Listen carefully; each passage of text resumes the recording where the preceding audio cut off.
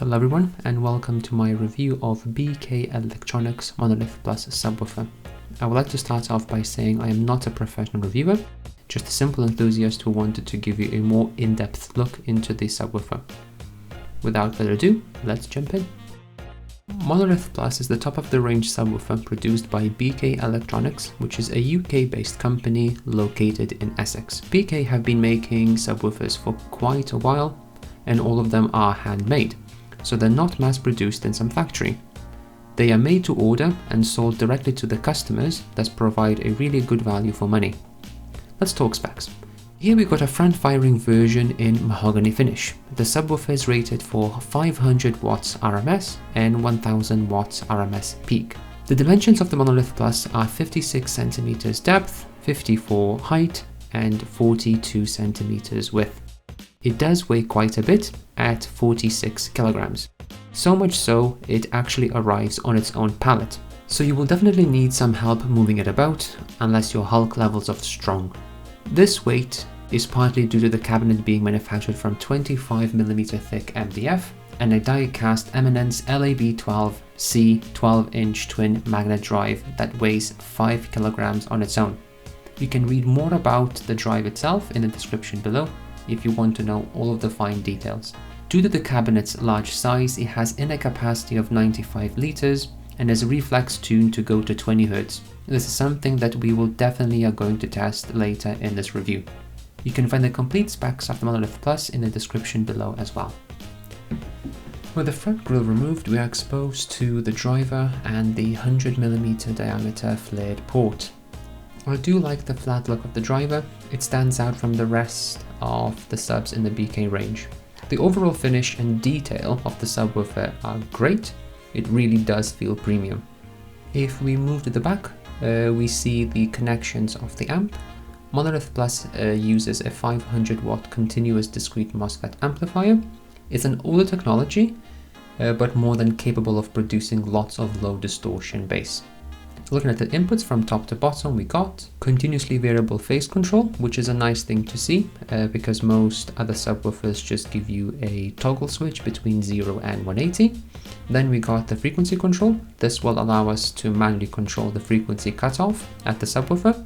In most scenarios, you will have this set to LFE option and control the crossover from your receiver. Next, we got high level gain adjust. Low level gain adjust. This is going to be what you will be using to control the volume of the subwoofer. High level input connector for connection to amplifier output. Low level based input XLR. Then we got the low level input RCA connectors.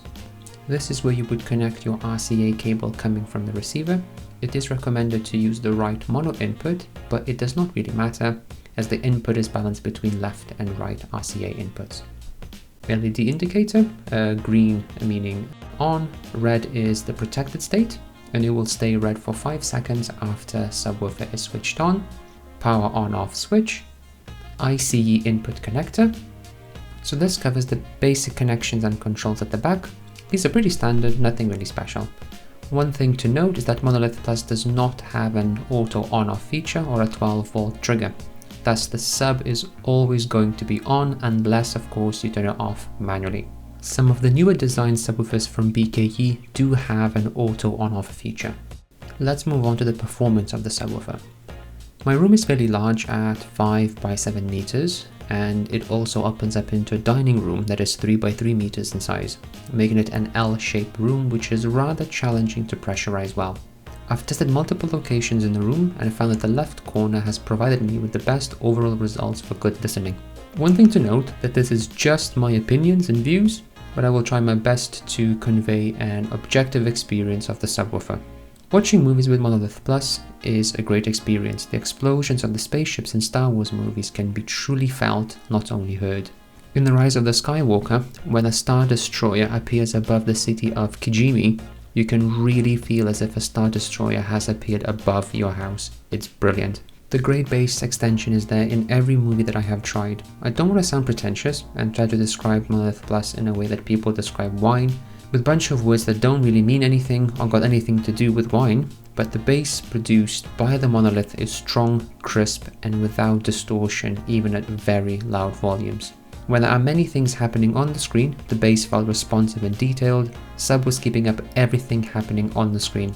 With such large size subwoofer, you would think of it as being slow, but it's actually quite the opposite.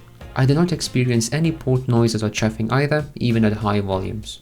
For music, the Monolith is no slouch either. I find jazz to be a great test of what subwoofer can do because of the mixture of instruments that need sharp, fast, and present bass. And Monolith does not disappoint at all and is able to keep up with every track that I have tried with it. The music felt alive.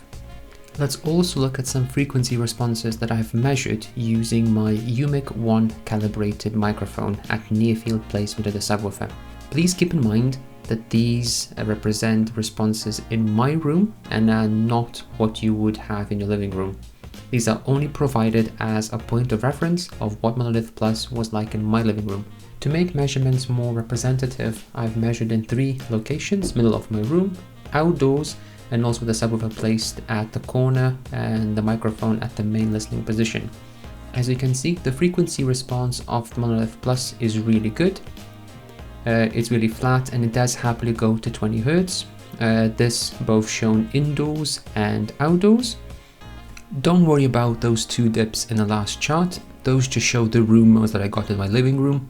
This also shows how important placement is and why many people choose to have dual subwoofer systems, so to avoid having dips. Before we move to the conclusion, I wanted to cover some known issues as well.